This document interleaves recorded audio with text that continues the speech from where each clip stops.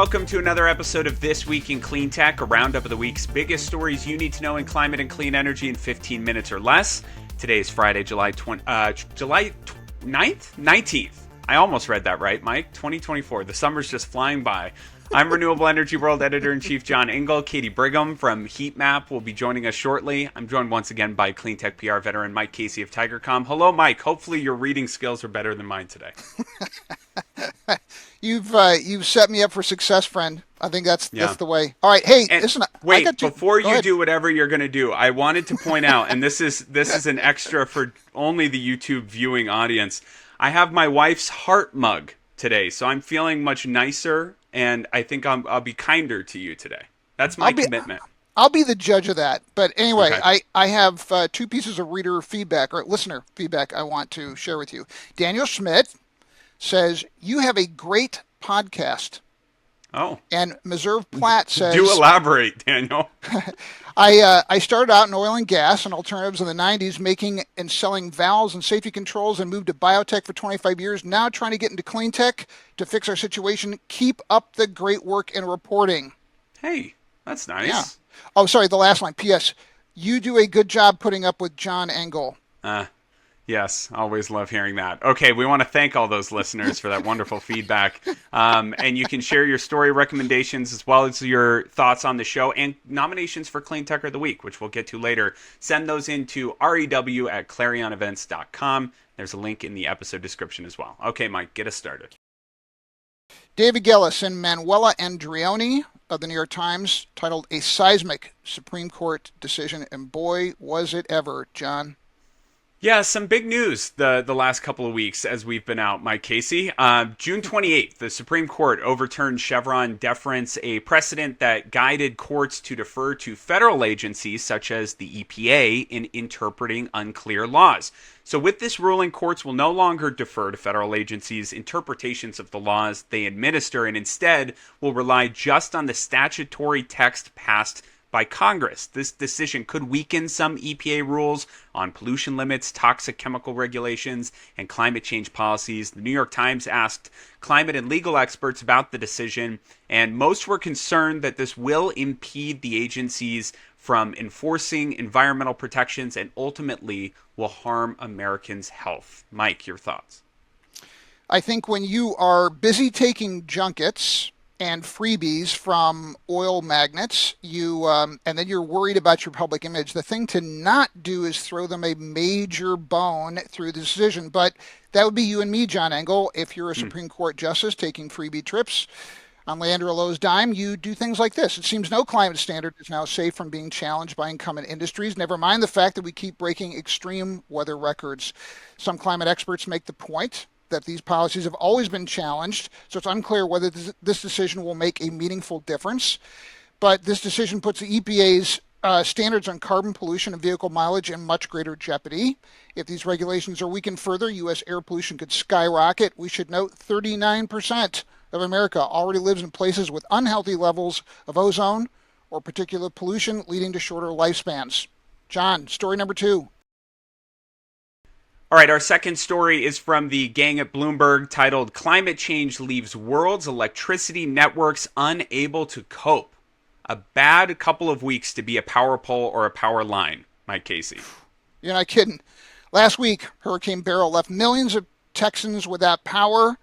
Florida Governor Ron DeSantis doesn't want anyone saying the words climate disruption, but this kind of extreme weather event is causing blackouts and has continued across the globe, showing how our electric grid was not built for the impacts of global climate disruption. It was, the grid was different back when it was, the climate was different back when the grid was built. Now we have to expand the grid to accommodate for higher temperatures and more extreme weather events that happen more frequently. To meet the net zero goals by 2050, our friends at BNEF estimate that the world will need to spend $24 trillion on grid expansion, but reconductoring, as they say it, or upgrading the grid, rather than building it new, could cut the amount of new power lines we need by up to 80%. John, what do you think? Yeah, so Texas experienced a generation disaster with Winter Storm Uri with all the nat gas issues, and has now experienced just a few years later a T&D disaster with Hurricane Beryl. I noticed in my reporting, Mike, of the storm over the past week that each of the utilities under pressure from regulators now were sure to call out their pending resiliency filings, billions of dollars they want to spend on grid hardening, new poles and wires, undergrounding, and so on. And they may actually get some extra juice to spend in this area as a result of these prolonged outages. At least that's my prediction. I think we're finally beginning to understand that resiliency is valuable, and even if it's incredibly challenging to quantify that value, the issue being, how do you prove that something didn't happen as a result of your investments? But it's still critically important. So wildfires, hurricanes, extreme cold, extreme hot, a century-old grid, that is not a great combination. So I think it's important for us to finally recognize the value of building a grid that can survive these conditions. And one last point, Mike, you mentioned Florida Governor Ron DeSantis. In the PUC of Texas hearings as a result of Beryl this week, one of the commissioners did actually call out Florida Power and Light and some of the grid hardening measures that Florida has done because of these storms. So whereas Ron DeSantis may not accept climate change, his utilities in that state are recognizing that they need to do more to withstand it. Story number 3, Mike. I think the moral of the story is reality always beats ideology in the end, but we'll see. Jimena Bustillo has a story with NPR called "Biden Faces Criticism Over His Gas Car Ban, but He Doesn't Have One." John? Yeah, weird one. The Biden administration hasn't banned gas-powered cars, but Midwestern states are seeing ads by a trade group called the American Fuel and Petrochemical Manufacturers criticizing this alleged prohibition. These ads have been viewed over 27 million times, so it might as well be fact at this point. Trump and fossil fuel groups are also warning swing states of this ban that doesn't exist. Spreading these false claims may sway swing state voters on election day. Speaking of sentences that I can't read, Mike, to get through may sway swing state voters, I think is actually quite impressive. Now it's your turn. Okay, respond to that story. All right, well, the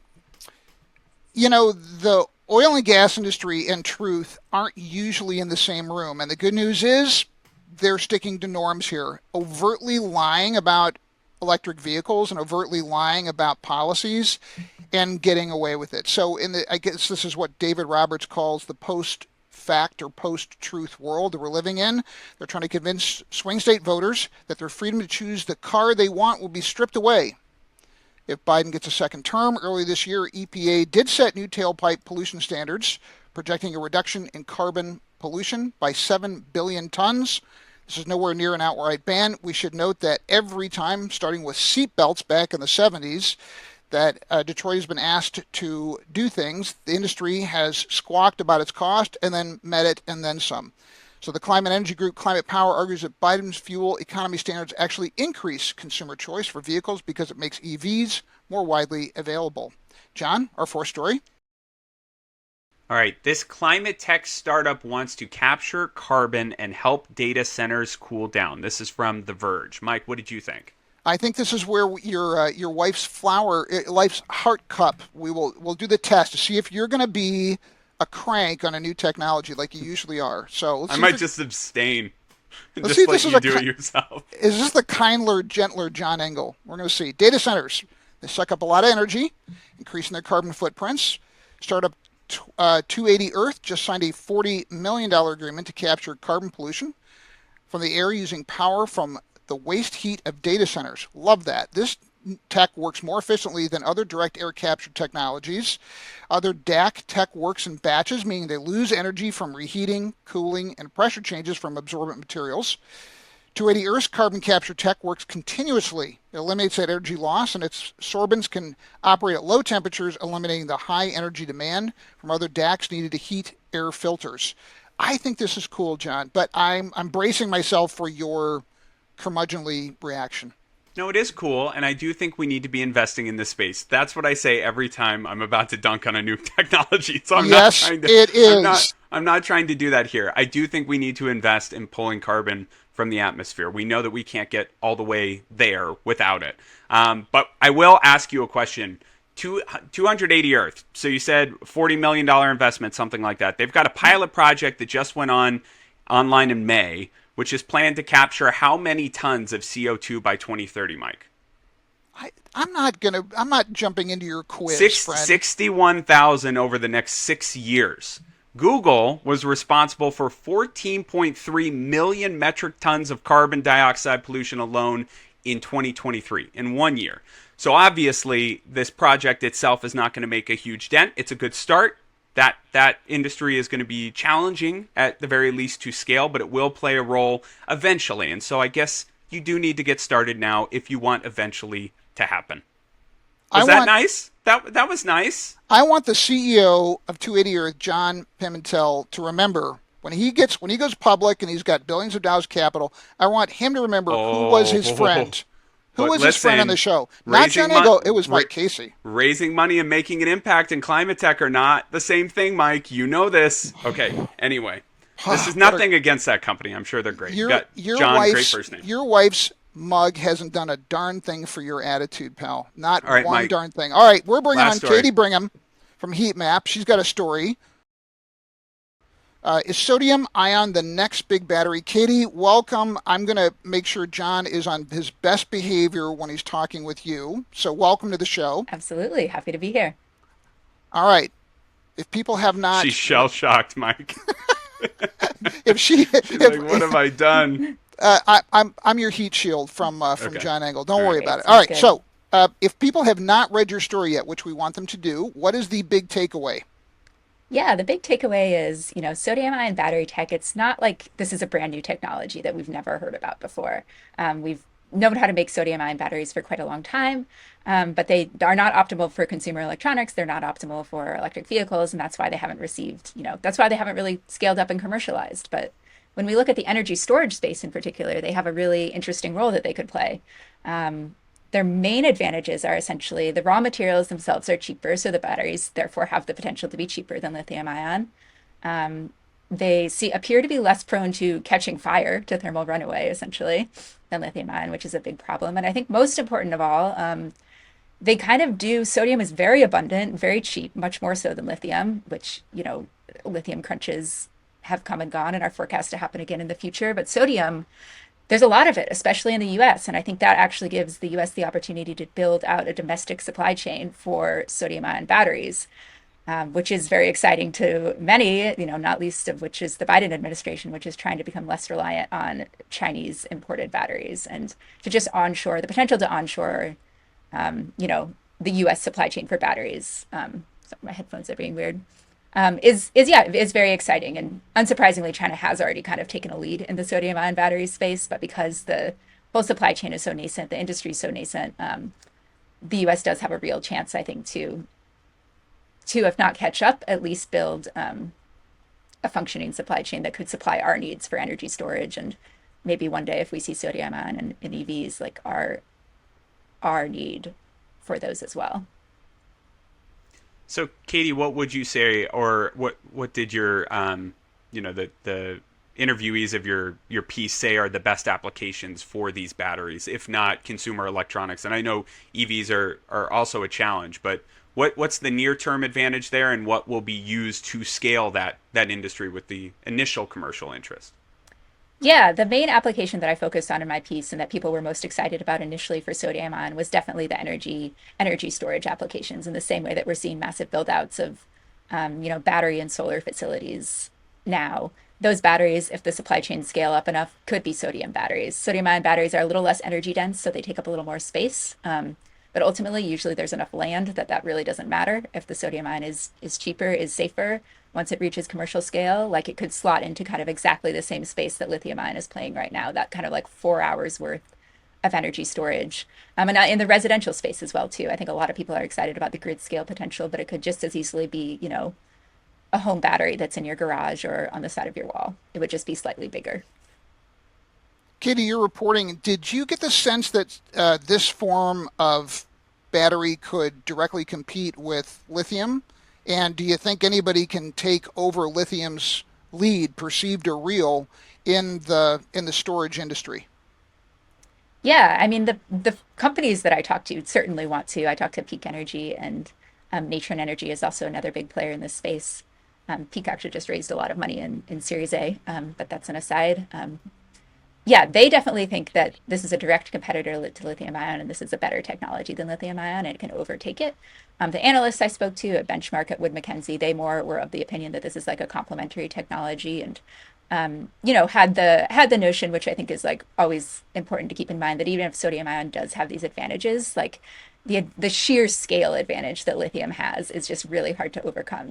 Making something at scale is already so established in the lithium ion industry that scaling sodium ion to be able to actually like be on par and be replacing lithium or to become the dominant technology, like that's not that's just a sort of like almost infrastructural challenge that it will be hard to overcome. Last one here, Katie. You mentioned that this technology has been around for a little while. What do these companies need to scale then? Is it just access to capital? Do they still have technological kinks to work out? Developing the commercial interest? Like what would you pinpoint as that next big step for them? I mean, I think it's mostly access to capital. When you look at the companies that are doing this in the U.S., they're startups, even if they're now raising funding, even if there is excitement around them. And when you look at the companies that are doing this in China, it's like CATL and BYD, just companies that have like massive amounts of money, that have all the money it takes to sort of convert lithium ion supply chains into sodium ion supply chains if they wanted to. So they're just starting out like at a massive advantage, just having the battery infrastructure and having been the ones to scale lithium ion technology. That knowledge of how to scale is just going to give them a head start no matter what. But there are interesting companies in the U.S. doing this who have that goal. Like Peak Energy told me that their goal ultimately is to become the CATL of the United States. John, we're just about out of time. We want to thank Katie Brigham in her excellent reporting, and it's time to talk about our Cleantecher of the Week. Yeah, this week's Cleantecher of the Week is Scott Wopata of the Rice County Community Action Center. This community offers net zero housing for people experiencing homelessness or housing insecurity. They have an innovative wall design that delivers over 60% reduction in energy use. So congratulations to Scott. All right. We want to thank our wonderful producer, Brian Mendez, and Alex Peterson and Claire Quirin for helping us gather these stories. Yeah, and thanks to Katie for, again, joining this episode of This Week in Clean Tech. Please subscribe, give us feedback, and share your story recommendations. And on Monday's episode of Factor This, talking to an executive of PG&E about their rebirth post-wildfires and trying to be a utility that can lead the energy transition. So you'll want to tune into that. All right, Mike, I'll see you next time. See you next, my friend. Thanks, Katie. Thanks. Pleasure to be here.